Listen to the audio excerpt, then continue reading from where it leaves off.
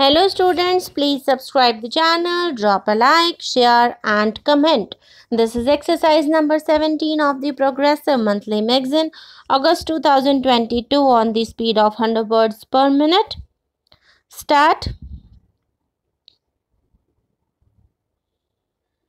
An integrated national education program, the Sarva Shiksha Abhiyan, has been launched for universalizing elementary education and a national mission constituted with the Prime Minister as chairman.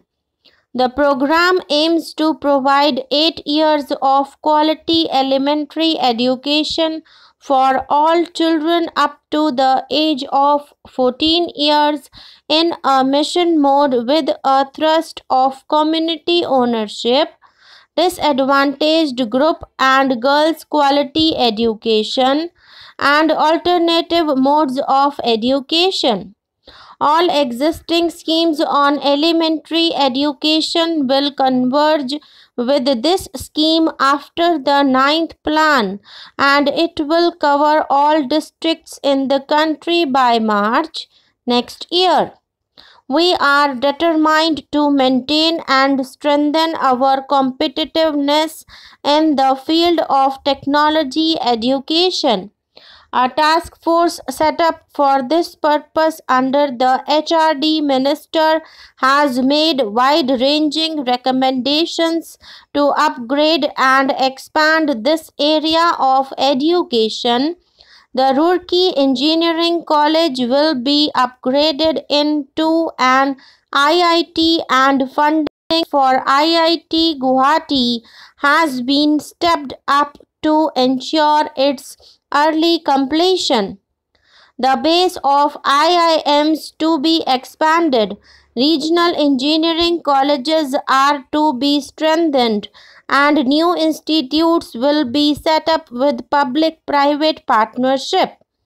The role of the private sector will be encouraged. A new centrally sponsored scheme for computer literacy and studies in schools is being launched, and other initiatives planned for encouraging IT education from school or college levels.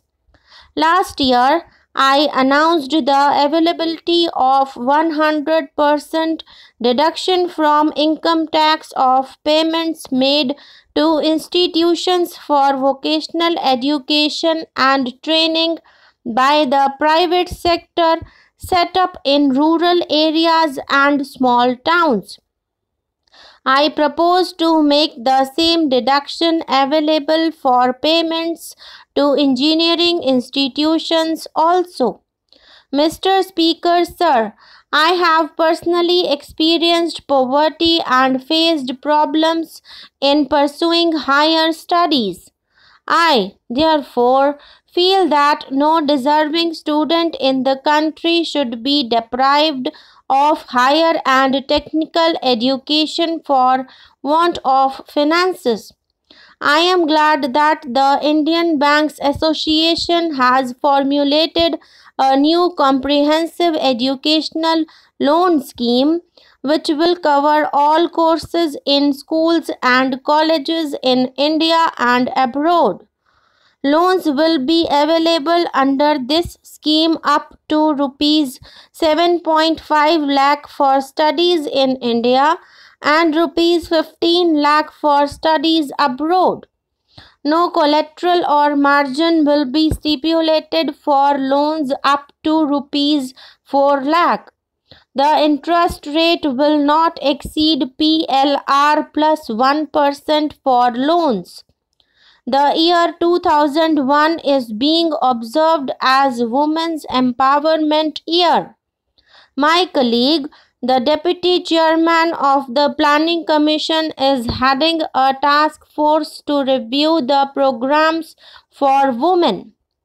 Meanwhile, I propose to strengthen the Rashtriya Mahila Kosh for providing microcredit to poor assetless women through NGOs. launch an integrated scheme for women's empowerment in 650 blocks through women's self-help groups. Start a new scheme for women in difficult circumstances like widows of Vrindavan, Kashi and other places, destitute women and other disadvantaged women groups. In keeping with government's commitment to improve the welfare of the scheduled tribes, a separate National Scheduled Tribes Finance and Development Corporation with an authorized share capital of rupees 500 crore has been set up.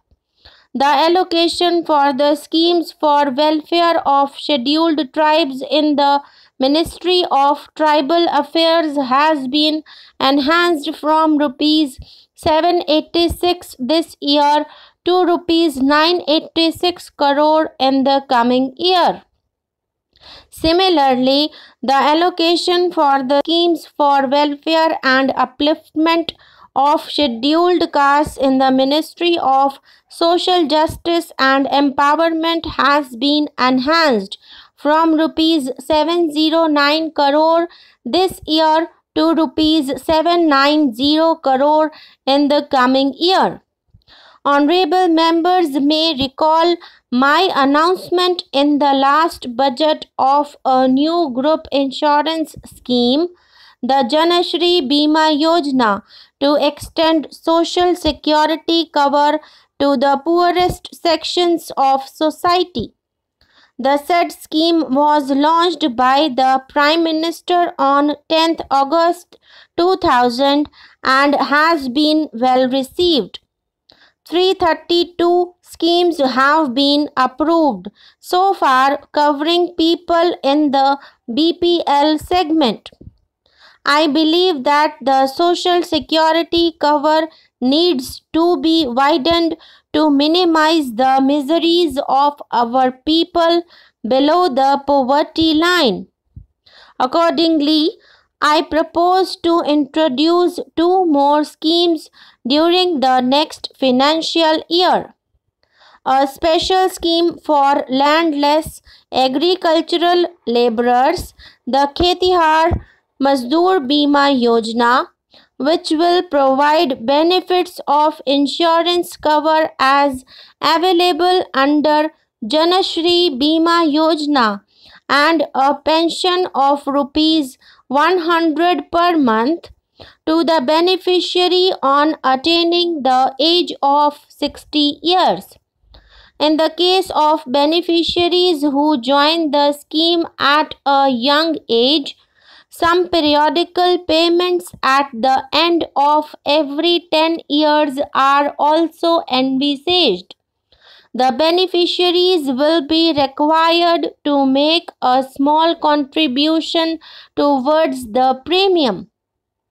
A Shiksha Sahyog Yojana, to provide an education allowance of rupees 100 per month to the children of parents living below the poverty line to meet the expenses of education during their studies from 9th to 12th standard now.